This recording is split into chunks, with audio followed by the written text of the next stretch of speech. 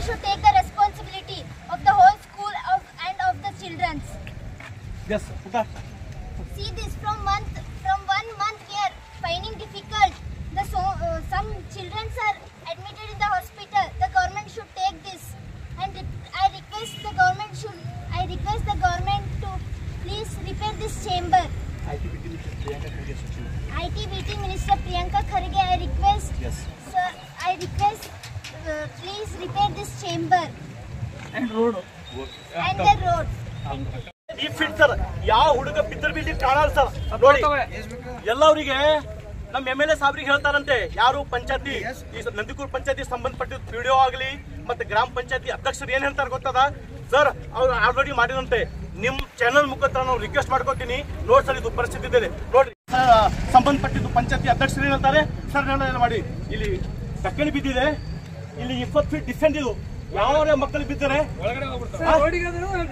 road ಇಲ್ಲಿಂದ road ಇದೆ sir road attach ಇದೆ ಎಲ್ಲ ಪ್ರಾಬ್ಲಮ್ ಇದೆ ನಮಗೇನ್ ರಿಕ್ವೆಸ್ಟ್ ಮಾಡೋದು MLA ಸಾಬ್ ಅಲ್ಲಂಪುರ ಪಾಟೀಲ್ ಆಗಲಿ ಪ್ರಿಯಾಂಕಾ ಸಾಬ್ರಿಗೆ 2 ಸೈಡ್ ಡ್ರೈನೇಜ್ ಬೇಕು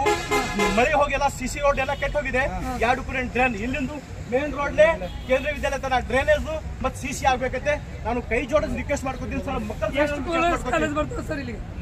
ಮೂರು ಒಂದು first Kendriya Vidyalaya second saint Mary Disha college ಬರ್ತಾರೆ ಸರ್ ನಾನು ರಿಕ್ವೆಸ್ಟ್ ಮಾಡ್ಲಿಕ್ಕೆ ಹೋಗ್ತೀನಿ ನನ್ನ ಹೋರಾಟ ಎದಕ್ಕಾದ್ರೆ ಮಕ್ಕಳ ಹೋರಾಟ ಇದೆ ಸರ್ ದಯವಿಟ್ಟು 2 ಕಡೆ ಡ್ರೈನೇಜು ಮತ್ತು CC ಆಗ್ಬೇಕಂತೆ ನಾ ITBT ಮಿನಿಸ್ಟರ್ ಪ್ರಿಯಾಂಕಾ ಸಾಬ್ರಿಗೆ ಮತ್ತು ನಮ್ಮ ಗುಲ್ಬರ್ಗ ಡಿಸ್ಟಿಕ್ MP ಸಾಬ್ರಿಗೆ ರಾಧಾಕೃಷ್ಣ ಸಾಬ್ರಿಗೆ ಬಿ ನಾವು ಮನವಿ ಸಲ್ಲಿಸ್ತೀವಿ ಮಕ್ಕಳೇ ನಿಮಗೆ ಏನು ಪ್ರಾಬ್ಲಮ್ ಇದೆ ಮಾತಾಡಿ ಫೀಟ್ 20 ಫೀಟ್ ಡಿಫೆನ್ಸ್ ಈ ಫೀಟ್ ಸರ್ ಯಾವ ಹುಡುಗ ಬಿದ್ದರು ಬಿಲ್ಲಿ ಕಾಣಲ್ಲ ಸರ್ ನೋಡಿ